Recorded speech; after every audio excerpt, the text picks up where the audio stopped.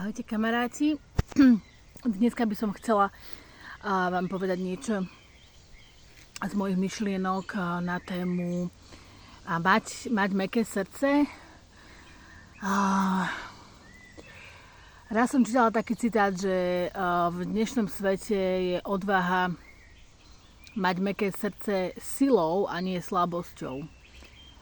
Áno, naozaj je odvážne mať mäkké srdce vo svete, kedy musíme byť veľakrát tvrdí a chladný možno, alebo taký neprístupný. Jedna vec je stanoviť si hranice, ktoré by ľudia nemali prekračovať, aby nenarúšali našu nejakú duševnú pohodu. Ale druhá vec je tie hranice si napríklad nastaviť láskavo. A práve o tom je to mäkké srdce.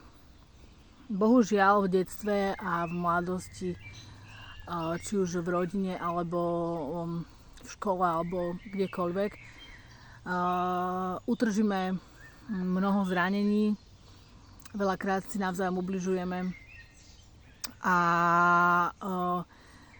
možno potom vytvárame taký múr, takú bariéru, aby sme už viac neboli zranení. A práve táto bariéra nás potom oddeluje od bratov a sestier, od rodiny, od priateľov, možno aj nakoniec od samého seba.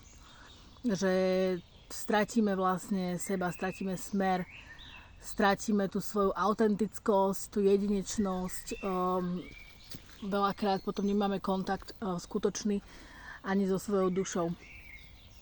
Preto mäkké srdce neznamená byť nejaký detinský a zmäkčilý a proste že kopte si do mňa a ja všetko znesím, ja všetko vydržím. Nie, ako na jednej strane treba samozrejme odpúšťať, byť milosrdný, byť láskavý, proste dobrosrdečný, byť zároveň pokorný, mať takú múdrosť srdca v tomto rozlišovaní, že čo kedy, ktorú cnosť použiť, ale zároveň mať nastavené tie hranice tak, že sme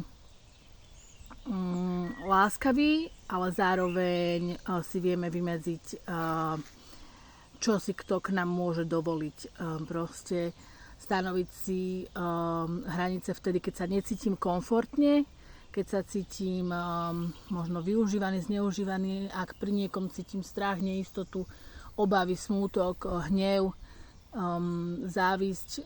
No, závisť to je také skôr akože zase na inú debatu, ale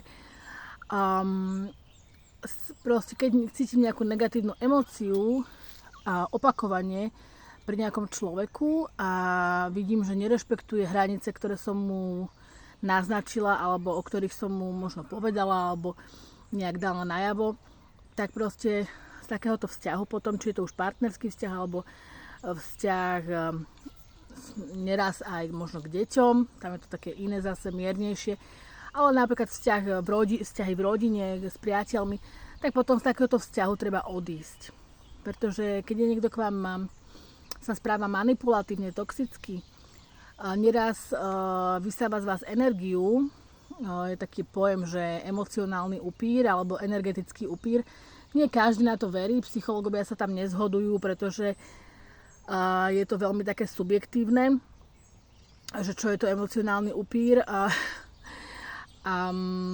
dokonca to stávajú až do takej úrovne nejakej ezoteriky, hej, že je to niečo také, že ani psychológovia to nevedia úplne stanoviť. Pretože naozaj je to subjektívne, niekto človeka môže vnímať ako v pohode a niekto, kto je možno citlivejší, cíti, že ho vysáva z energie napríklad agresivitou, negativitou, vulgárnosťou, nadmernou kritikou. Ak toto sa vám deje, tak láskavo, láskyplne stanoviť hranice je to, čím vlastne zachránite nakoniec sami seba pred nejakým vyhorením a zároveň si určite okruh ľudí, ktorí vás rešpektujú, milujú a ktorí vás podporujú, povzbudzujú, fandia vám na vašej ceste životom. A toto je práve to, že stanoviť si hranice, ale zároveň mať mäkké srdce. Naozaj v živote sa stretávame s neraz neľahkými okolnostiami, neľahkými úlohami a veľmi jednoduché alebo také automatické je to srdce si tak ako keby zatvrdiť, ale nie je to cesta. Lebo tak nespoznáme ani seba a ešte vlastne sa aj ochudobníme o autentické vzťahy s druhými. Takže priatelia, prosím vás, napriek tomu, čo sa vám možno v živote stalo alebo stáva, odovzdajte Bohu svoje ťažkosti, nechajte si mäkké srdce, odpúšťajte.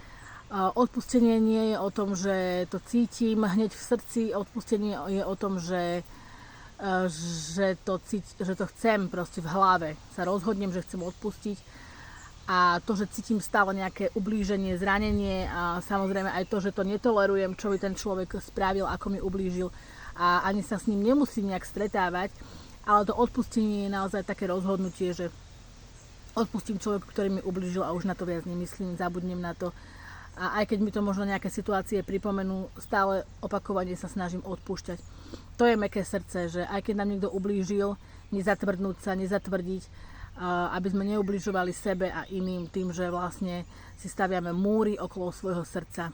Takže priatelia, ešte peknú nedeľu vám prajem a dúfam, že takéto moje zamyslenie nad mäkkosťou srdca vám aspoň troška pomohlo.